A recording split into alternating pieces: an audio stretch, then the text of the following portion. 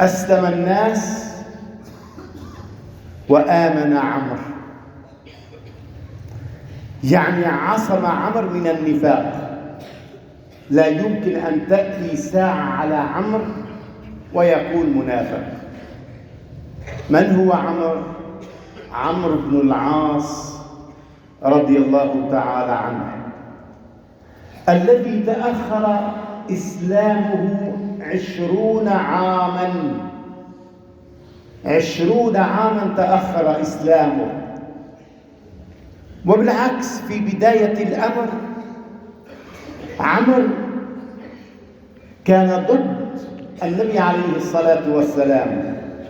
وحينما هاجر المسلمون إلى الحبشة عمرو بن العاص كان مع الكفار، أخذ هدايا للنجاشي، كان في صداقة بينه وبين النجاشي، وكلم النجاشي أن يسلمه المسلمون، أن يسلمه المسلمين، حتى قال له أقتله. وغضب النجاشي غضبا شديدا، قال يا عمرو ما هذا؟ أما علمت أن هذا الرجل يأتيه الناموس من السماء، يعني ينزل عليه الملك؟ كنت أتمنى منك يا عمرو أن تكون أول من أسلم وآمن به. ورد عليه الهدايا. كان عمرو جايب له هدايا من جزيرة العرب وخاصة الجلود، فرد النجاشي عليه الهدايا. ولذلك بعد 20 عام من دعوة النبي عليه الصلاة والسلام ذهب عمرو بن العاص إلى المدينة المنورة حتى يسلم. وفي الطريق رأى خالد بن الوليد كذلك يريد أن يسلم، وكان هذا نصر للإسلام والمسلمين. 2 من عظماء قريش، خالد بن الوليد وعمرو بن العاص. تقدم خالد ووضع يده في يد النبي عليه الصلاة والسلام وبايعه على الإسلام. وجاء دور عمرو بن العاص فمد يده ثم قبضها. قال له النبي ما لك يا عمرو؟ مديت ايدك ورجعت قبضتها؟ قال أريد أن أشترط، يعني لا أدخل بالإسلام إلا بشرط. قال اشترط يا عمرو. قال أن يغفر الله لي ما تقدم من ذنبي. انتبهوا على الكلمة، أن يغفر الله لي ما تقدم من ذنبي، ما قال وما تأخر. هيك ربك ألهم لأنه 20 سنة هو في حالة عداء للنبي عليه الصلاة والسلام. قال النبي عليه الصلاة والسلام أما علمت يا عمرو أن الإسلام يجب ما قبله، وأن الهجرة تجب ما قبلها، وأن الحج يجب ما قبله؟ عند ذلك بايع عمرو النبي صلى الله عليه وسلم. فقال النبي قولته المشهورة أسلم الناس وآمن عمرو، ضمن له أنه لا يمكن أن يكون عمرو منافقا.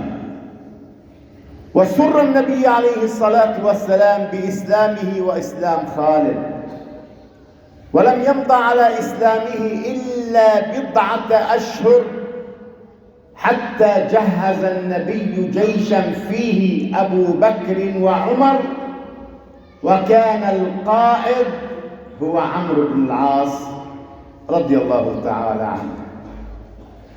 قال عمرو والحديث صحيح: أرسل إلي النبي عليه الصلاة والسلام فقال يا عمرو البس ثيابك، البس ثيابك وأتي بسلاحك. البس ثيابك وهات السلاح وتعال. عمرو نفذ، لبس ثيابه، جاء بسلاحه. يقول عمرو: فرأيت النبي يتوضأ، فأخذ ينظر إلي النبي عليه الصلاة والسلام من رأسي حتى قدمي. عم شخص الشخصية. ثم قال له: يا عمرو، إني أرسلك، ولكن أضمن سلامتك، لا تخاف. بدي أرسلك في معركة وأضمن سلامتك، وكذلك يسلمك الله ويغنمك الله، يعني بده تكون عندك غنائم، وسوف أعطيك مالا كثيرا. قال: يا رسول الله، ما دخلت في الإسلام من أجل المال، ما دخلت في الإسلام من أجل المال، وإنما دخلت في الإسلام حبا في الله وفي رسوله، وحتى أكون مع رسوله صلى الله عليه وسلم. قال صلى الله عليه وسلم: يا عمرو، نعم المال الصالح مع العبد الصالح. نعم المال الصالح مع مين؟ مع العبد الصالح.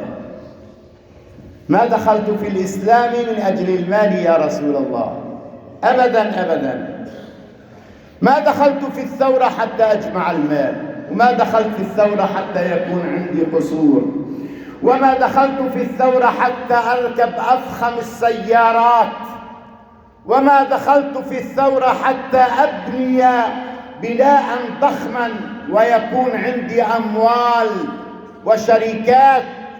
ما دخلت في الثورة لهذا، إنما دخلت في الثورة حبا في الله وفي رسوله يا رسول الله. ولذلك النبي عليه الصلاة والسلام أشاد بعمرو، قال: ما طلبت صدقة إلا وجاء عمرو بالمال الكثير الكثير. ما طلب سيدنا النبي صدقة تبرعات للفقراء للمساكين إلا جاء عمرو بالمال الكثير. اسمعوا يا أغنياء، فالنبي يقول له: من أين لك هذا يا عمرو؟ فيجيب عمرو: من الله، إن الله يرزق من يشاء بغير حساب. هذا المال من عند الله، يأتي بالمال الكثير الكثير. نعم أيها الإخوة، النبي عليه الصلاة والسلام يطلب هذا من أجل الفقراء والمساكين. وأنا أعلم علم اليقين أن هناك فقراء في أمة محمد، لكن إحنا عنا هنا في سوريا، في الشمال السوري، في فقراء، في أسر ترتجف من البرد، ترتجف من البرد، في الخيام، في البيوت، في غير ذلك. ولكن من يلتفت لهم؟ من؟ سيدنا عمر بن الخطاب رضي الله تعالى عنه في عام الرمادة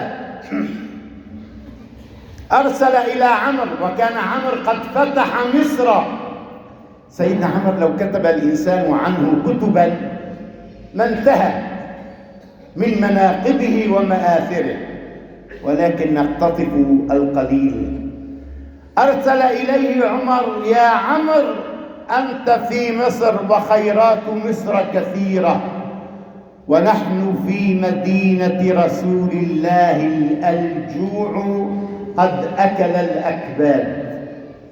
في حال الجوع شديد وصل إليه أهل المدينة، فأرسل إليه عمرو القوافل، قوافل من الأطعمة والأشربة، وقال له: يا خليفة رسول الله، هذه القوافل أولها عندك وآخرها عندي، قوافل ضخمة.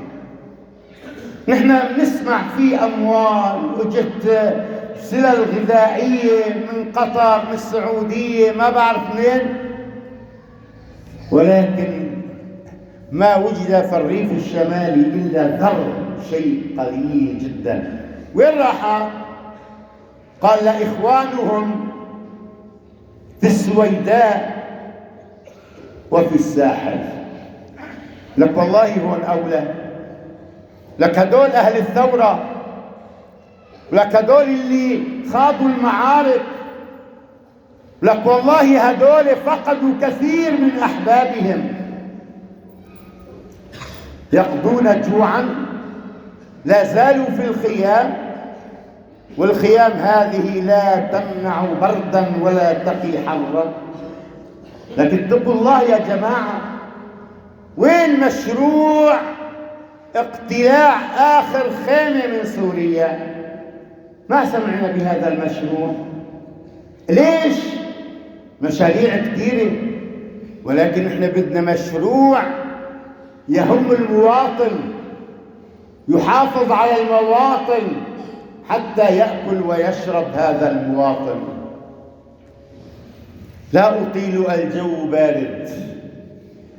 أختم بهذا أن عمرو بن العاص كان يقول: هلا رجل حينما جاءه الموت وكان في عقله حتى يحدثنا عن الموت. قال ما في واحد لعند أجال موت بقي عقله معاه حتى يحدثنا عن إيش؟ عن الموت. وبينما كان عمرو على فراش الموت قال له ابنه عبد الله بن عمرو بن العاص: يا أبتي حدثنا عن الموت. ألست أنت تقول أليس هناك رجل عاقل يحدثنا عن الموت؟ حدثنا عن الموت. قال عمرو رضي الله تعالى عنه: يا ولدي، الموت شيء عظيم، عظيم جدا. الموت شيء عظيم فوق ما تتصور. وأنني أشعر كأن جبال رضوة على عنقي. جبال رضوة هي جبال في المدينة. أشعر أن جبال رضوة على عنقي، وأن الشوك في